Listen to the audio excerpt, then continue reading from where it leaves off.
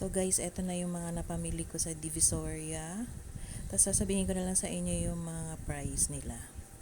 Eto yung mga stickers na to, yung nauna, at saka etong pangalawa.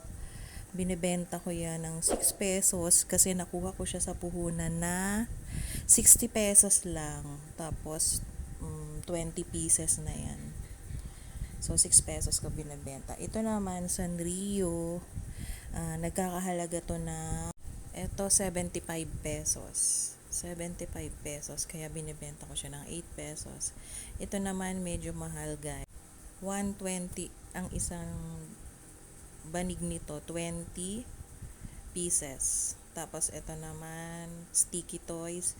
Yung presyo sa itaas na kulay pula, yun yung pangbentang presyo. Sticky toy 65 pesos kada banig. Ito fart bomb 160 pesos, isang box, 100 pieces ang laman. So, binibenta ko siya ng 4 pesos. 1.60 ang puhunan. Ito naman, mga trading cards. Iba-ibang klase ito. Ayan, Blackpink. Yan, ito Blackpink. Meron naman yung isa. One Piece. Uso yan ngayon sa mga kids. Kahit sa matatanda. And then, ito, BTS. Malakas to. Malakas. Paborito ng mga bata. Yan, BTS. 8 pesos. Ano nga pala yan? 36 pieces kada pack. 110 ang isang pack nito. Tapos, ang laman, 36 pieces. Yan. Mabili to. 8 pesos ang benta ko. Ito naman, shuttlecock.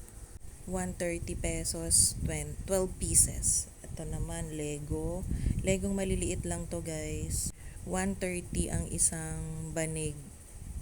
Lego pad ang tawag dito sa Divisoria. Ito, balloons. Baka may makagusto na kids. 80 pesos lang ang bili ko. Pero madami to. Mahigit 20 pieces. Ito naman, Chinese garter. 60 pesos per pad ang bili ko. Binibenta ko ng, yan, nakalagay dyan, 6 pesos. Water gun, 150 per pad. Binibenta ko ng, basta guys, nakasulat dyan, yan, 15. And then, next, ito yan, sticker. Ay, hindi, ito yung paper soap. 200 pesos, 30 pieces na, 15 ang benta ko. 30 pieces po yan. And then, kamukha din siya. Sticker naman yan.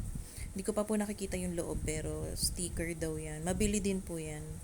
200 pesos isang box. Bili ko 30 pieces.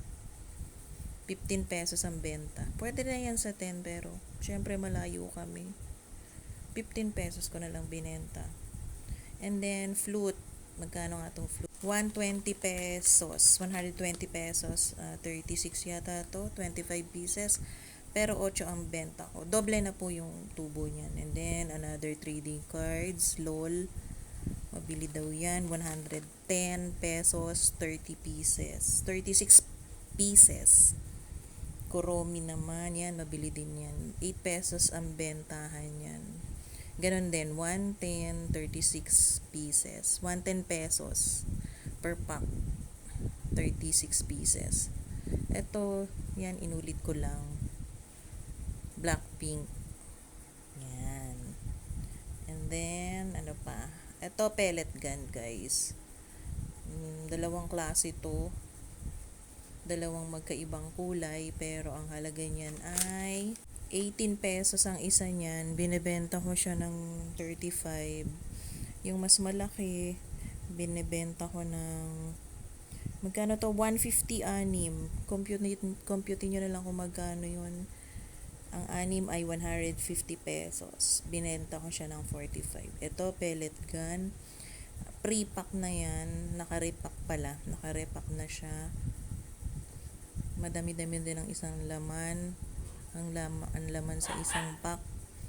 5 pesos ko siya binibenta. 120 ko lang yan nakuha. Doble ang kita ko nung pagbilang ko. Ito naman, yoyo. 240 isang pad.